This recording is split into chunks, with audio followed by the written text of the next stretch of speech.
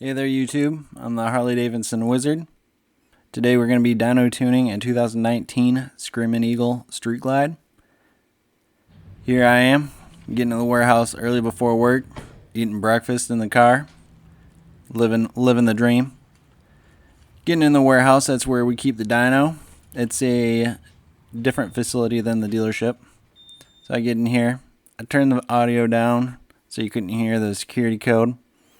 Even though all the numbers are the same sound, didn't wanna risk it. Walk in the warehouse, the lights are automatic, like motion detected. It's pretty nice. The bike's been on a battery tender all night. She's ready to go. That's the dyno. I believe it's a Dyno Jet 250 that was upgraded to the I model. It's an above ground dyno. I've added the sides to it so you have places for your feet so that you don't fall off the dyno, which hasn't happened to me, but it has to other mechanics that used to use it.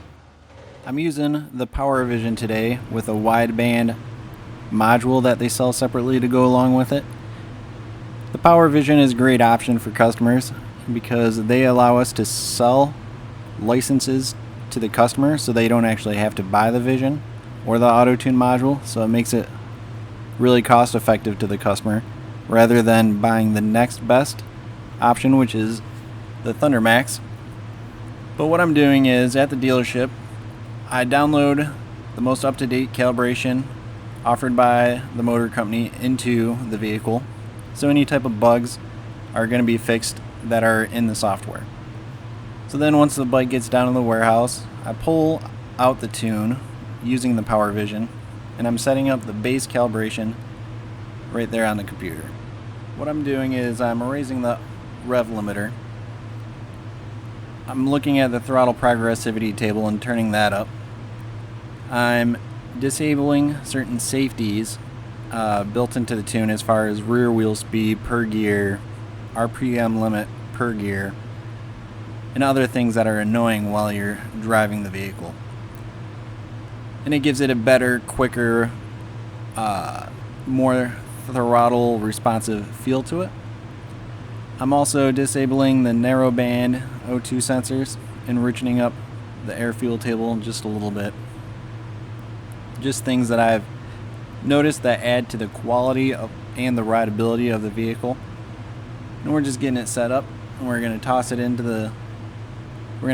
back into the vehicle, and then enable the Autotune wideband feature on the Powervision, and then get the rear wheel spinning and tune this motorcycle. I like to leave the exhaust heat shields off while tuning. That way there isn't the possibility of them chafing up against each other and scratching them. And then I'll put them on in the end.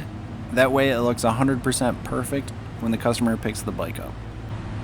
With our dyno, we're running WinPep 8 with their new dyno control module, which is nice because it plugs directly into the wideband control unit, and it displays both air-fuel ratios on the screen, which is a beautiful addition because with WinPep 7 it was such a pain in the butt.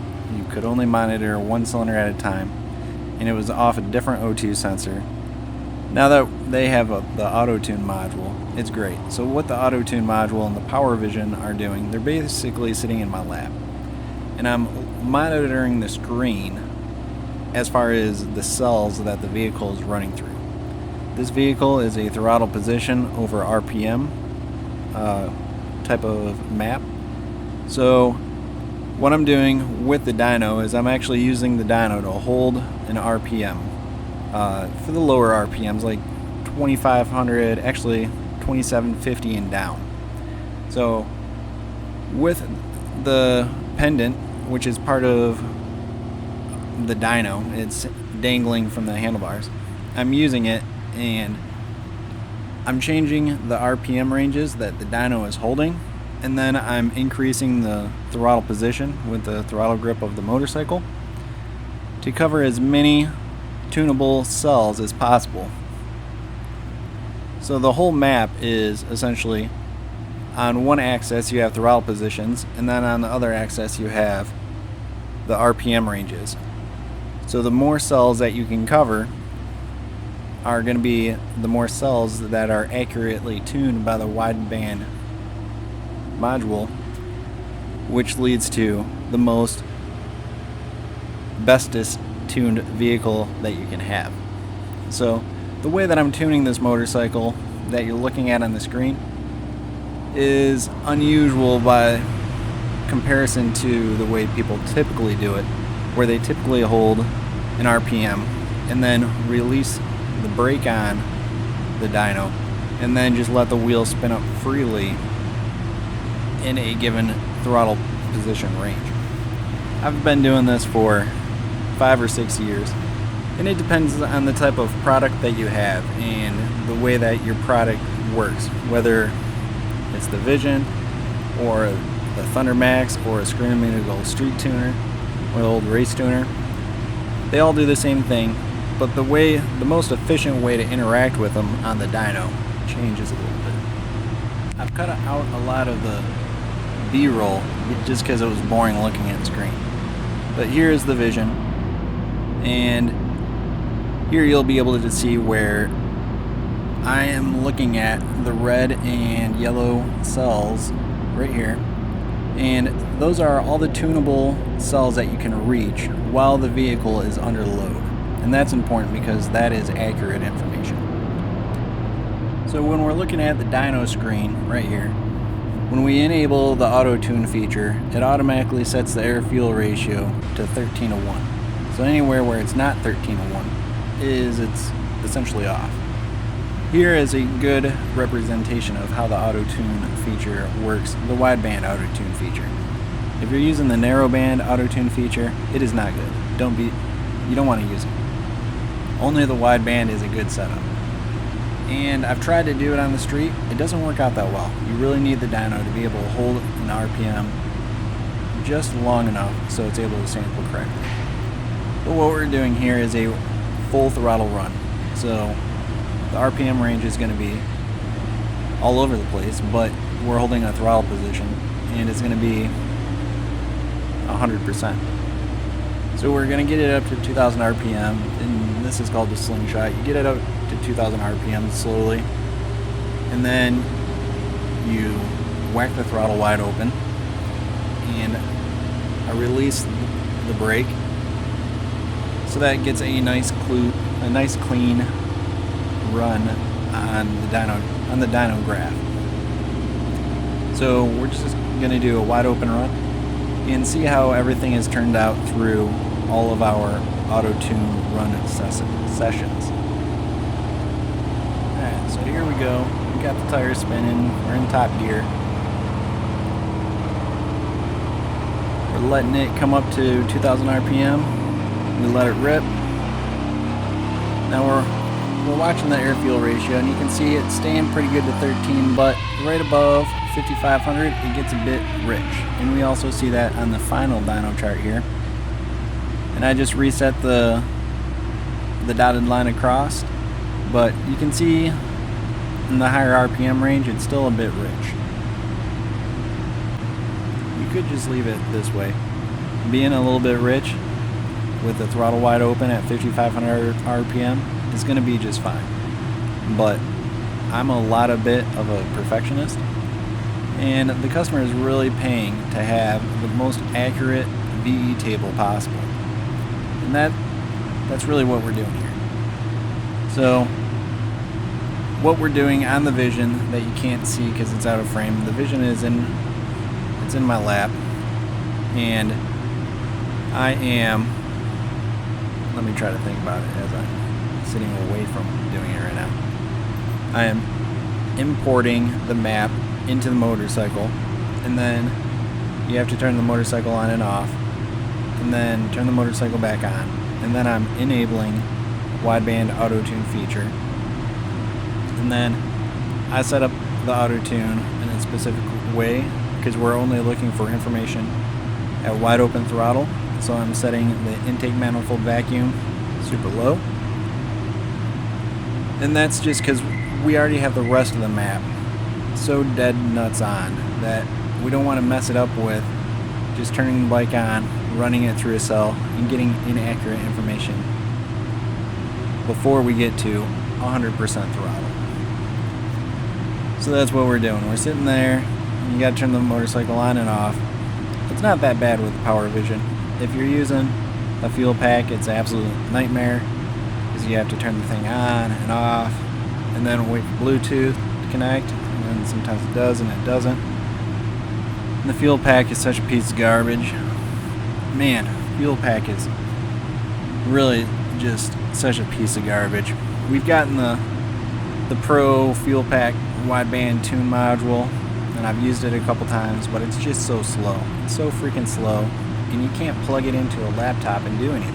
You have to use your freaking cell phone, and it's insane that they make you do that. But that's just another reason why I prefer the Vision. The Vision is quick, it's reliable, and it works well.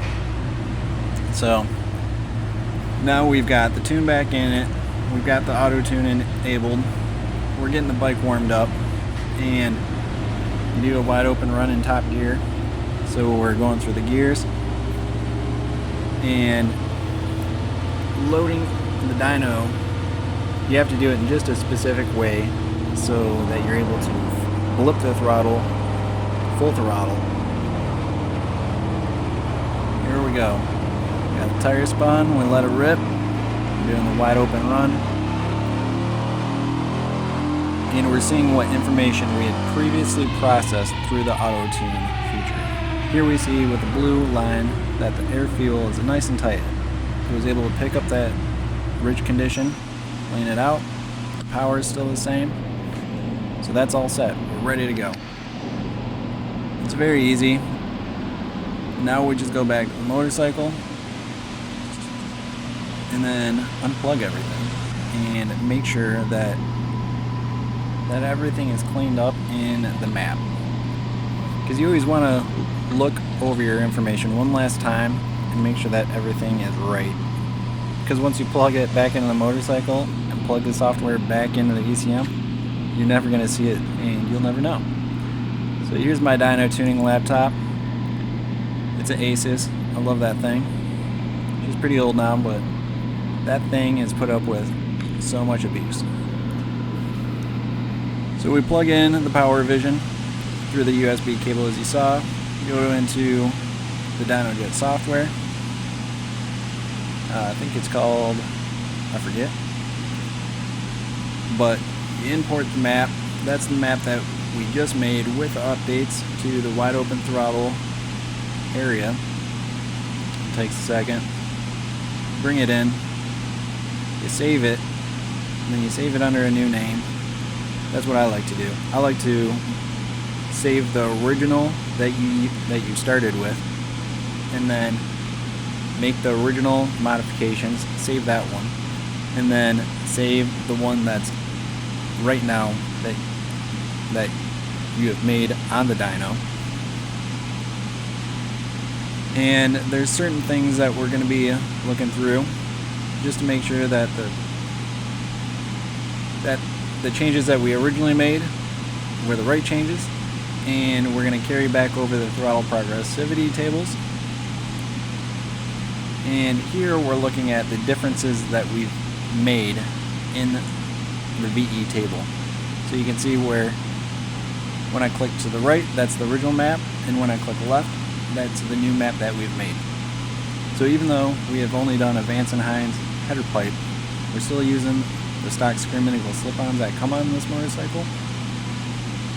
There have been some real changes to the VE table, which is essentially how much fuel comes out of the injector. So when you change engine components, the very, very best way to have the best vehicle is to have a proper tune on it. When you're using canned maps, just stuff from the Powervision website or stuff from the FP3, however it does it, it's not through a website because they're such a pain in the butt, but when you download it on your phone, it's an overly rich map when you use a canned map. When you get a properly tuned map, the thing rips and it's so much better. So we've double checked everything that we touched, made sure that we didn't mess it up. And here, I usually label it as whatever the vehicle roughly is, and that it's off the dyno, and that's the map. Now we're going to put that map in the motorcycle, and then you want to test ride it and see if there's any additional modifications that you need to make. Because on the dyno you aren't going to hear decel events like decel pop, and how the vehicle starts and runs when it's cold and when it's hot. So those are additional things that you need to check after the vehicle's been tuned. This is how you go in. You select the map that you just imported into the Vision, and then you load it into the ECM, and then that's basically it. The vehicle is tuned. You unplug everything, pull it off the dyno, and then my next procedure is to get the vehicle to the dealership, and that's where I test its cold startability, its hot startability, and then test ride it for any type of diesel noises, especially looking for how the vehicle runs in transitions in between. Like when you let off the throttle and the engine isn't propelling the vehicle, and then when it's on light throttle. So decel to acceleration events. You just unplug it from the data link connector. Be careful because all of those wires are so thin, you can just rip them and break them no problem. Thanks for watching. Don't forget to like. This is part 2 of a 3-part series. The third part is the secret on how to not scratch these stupid heat shields when you put them on.